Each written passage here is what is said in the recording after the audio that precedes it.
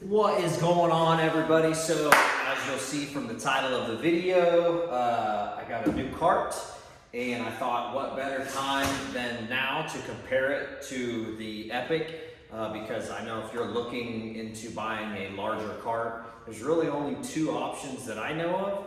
I think Cornwall's coming out with a Platinum Series cart.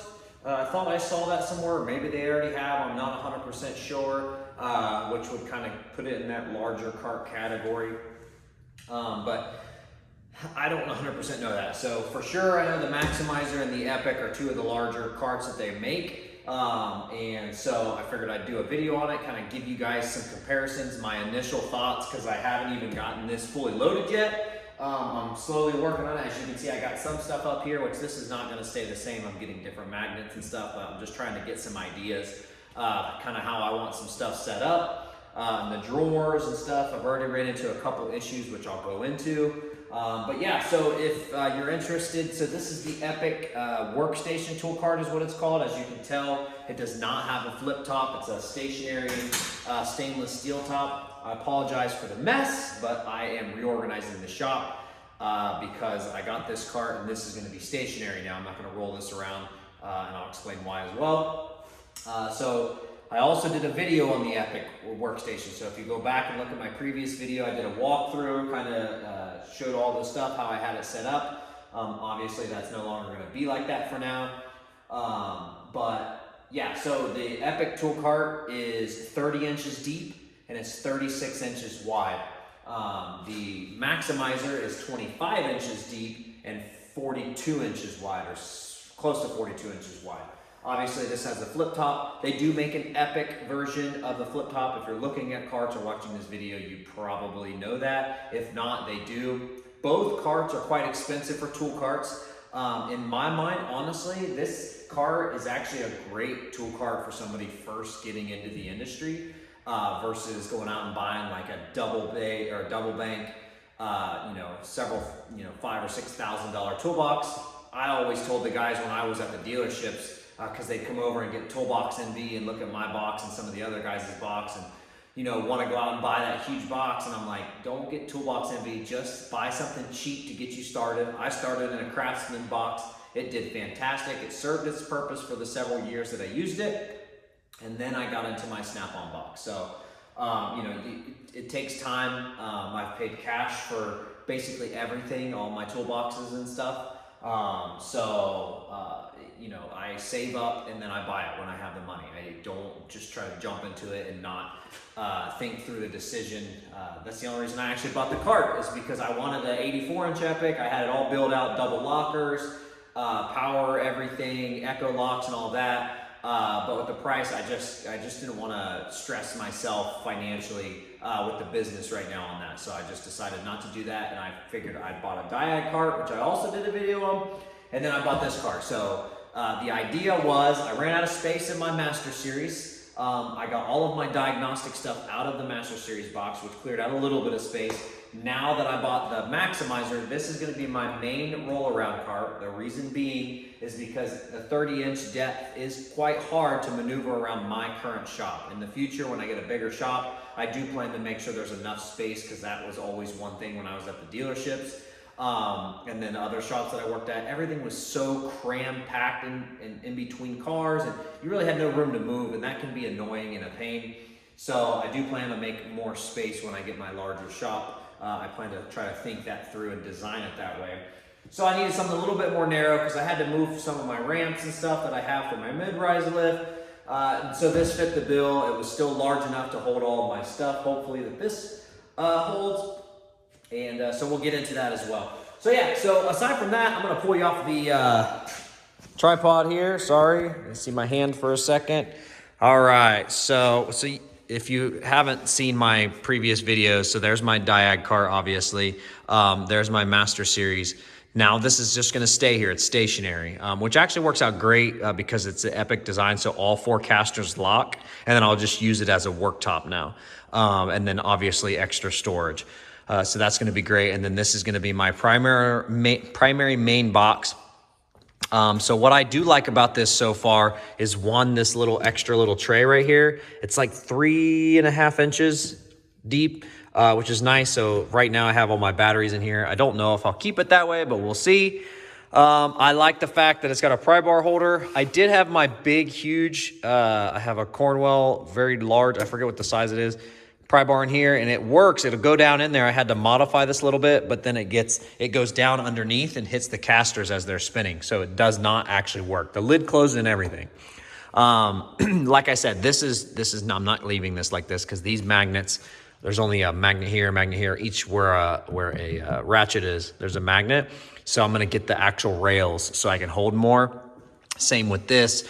I'm just testing some things. So this is not how it's going to end up, but at least gives me a rough idea of how I plan to do it. Obviously, I love the fact that this cart has power there, and then obviously it has power here too. That's the one thing that a lot of Snap-on carts are missing. It kind of is a pain. I was trying to zoom in, make that a little bit cleaner look, but so anyway, so top drawer, like I said, I'm still working on all this. Because this has the thinner drawers and they're not all the thicker drawers like the Epiq cart, that is going to help me a little bit in some of this. I will probably take this tray out. I know it's a lot of wasted space, but I like the trays because that way when I look back in here, I know something's missing. It's not as easy when they're in the little holders, but I'll probably eventually switch to that, so that way this will hold more. One thing I did notice, and I will tell you 100% fact. Now, granted, this is almost twice as expensive as the Macsimizer, so I would expect this to be better quality, and it is. It's way better quality, the Epiq is. I'm telling you, the drawers slide way nicer. Like, I've got this thing loaded down. This is not normally in there. Pull that out. Normally I have all my ratchets and all my extensions on this side, and you can watch, I'll barely touch it. Look how nice that slides. I mean, it slides so nice. This is the Epiq, the Macsimizer. It slides, but you can just feel it. Like, it obviously didn't slide all the way through. It's not as heavy, but I can just feel a difference in the slides between the two. And I don't know if this is because this box is wider or if the construction is just not as nice, but these drawers have so much left to right play. Like, you know, it's not a big deal. It's not like I'm doing that, but I just noticed it as I was opening and closing the doors and just messing around with it. These do not do that nearly as much. Like, they move, but yeah, I don't know. It's different, but I don't know if it's because this is only 36 inches and these drawers are taller. I don't know, but I'm just telling you, I can tell a difference in quality between the two boxes, but this is like I think $800 or something like that. I can't remember. And this is like just over $4,000, like $4,400 or somewhere around in there for this particular one. So there's a price difference too. So obviously you can tell the casters, there's a huge difference in the casters as well. That's a huge difference. But once again, price difference. There's some things that are going to fall into this that make sense. So you just got to decide in the situation that you're in, what route you want to go and how much money you want to spend. You know, that's going to be for you. So like I said, I like the thin drawer. So now I can have a ratchet drawer and I'm not wasting space. I had wrench drawer. Sorry, I'm talking too fast. So now I don't feel like I'm wasting a ton of space because, you know, I had this thick drawer and it was full of wrenches and it's so tall. So you're missing all of that height. You're wasted space basically. So you're not doing that in this, which is cool. And then I have my power drawer or my power tools in here. So the other thing that I did notice, obviously there's 5 inches more depth in the Epiq. And I noticed when storing things, it's different. This has the more width, but it just seems to be easier with the extra 5 inches in depth for storing stuff. So like this long tray fit all the way in. So I'll show you here. It's super nice because look, it fits in there and it's stored real nicely. Now that is a ton of wasted space because of the tray. And I never fully intended on keeping that in there, but it was nice for now. So here, show you on, whoops, sorry. Put it in here. I mean, look, there was extra space in this one on the end, and this one it's hanging out, so it won't work. So obviously you can store it this way, and there's a ton of space. That's where the difference is. But still. So you can start to see a little difference there as well. So that's gonna change some things. So it depends on how you store stuff. That's gonna make a huge difference for you. You can see the rails on the side, so they have accessories as well, just like they do for the Epiq. The Epiq comes with the slots system. So, sorry, I know it's dark, but you can add like the accessories, and if you go back, you can look, I had my power tools on there. They have one of those for this, which I plan on getting, so that's pretty much it as of right now. The Macsimizer is nice. Don't get me wrong. I do like it. There is a quality difference. I know I said that, but I'm just reminding you, because if you're watching this video, I'm assuming you're watching it because either you're interested, you might just want to know the difference, or maybe you are considering buying one of the other. There is a difference. But I still am happy with the Macsimizer. As I roll it around and move it or use it more, I will keep you guys posted on what my thoughts are once I get it fully loaded and get everything up here set up and how I want it. I'll do another video. Like I always say, I want to come back to some of these videos and update and refresh you guys and keep you updated on what's going on and kind of how I have it modified to my taste. Obviously, everybody's going to be different. But yeah. So if you guys have any questions in the comments, please comment down below. If you like the video, give it a thumbs up.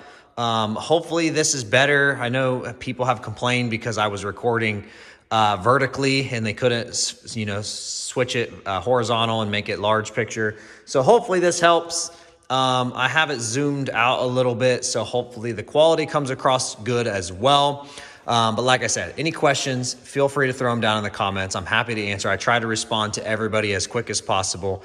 Another thing, I do like the pry bar holder, and it's got spots for screwdrivers as well, which is really cool. So I think that the flip top and this extra space that I was missing on this is going to help a ton. We'll kind of see. That's where I'm noticing that the biggest difference is going to be.